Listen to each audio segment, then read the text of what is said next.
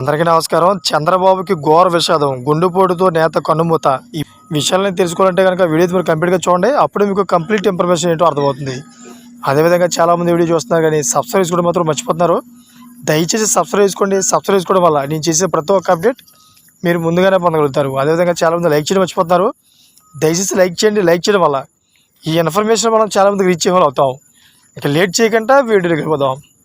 Friends, senior TDP నాయకుడు మాజీ సహకార సంఘం అధ్యక్షులు వెలుగుబంట్ల గంగరాజు బుధవారం తన నివాసంలో మృతి చెందారు.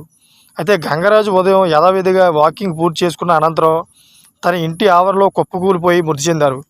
అయితే గంగరాజు 1983 నుంచి టీడీపీలో క్రియాశీలక నాయకుడిగా వ్యవహరిస్తున్నారు. అయితే నియోజకవర్గంలో అనేక అసెంబ్లీ ఎన్నికల్లో ఎంతో మందిని శాసన సభ్యునిగా గెలిపించడంలో ప్రముఖ పాత్ర వహించారు. అదేవిధంగా సర్పంచ్, ఎంపీటీసీ, సహకారం సంఘం, నీటి సంఘం ఎన్నికల్లో ప్రముఖ పాత్ర వహించారు. సహకార సంఘం అధ్యక్షులుగా రైతులకు మంచి సేవలు అందించారు. అయితే కాజులూరు గ్రామ పెద్దగా అనేక సమస్యలు పరిష్కరించేవారు. గంగరాజు మరణ వార్త తెలియగానే మాజీ మంత్రి చిక్కల రామచంద్రరావు ఒటొట్టిన కాజులూరు చేరుకున్నారు. ఘనంగా నివాళులు అర్పించారు. గంగరాజు భార్య, కుమార్తెను ఓదార్చారు.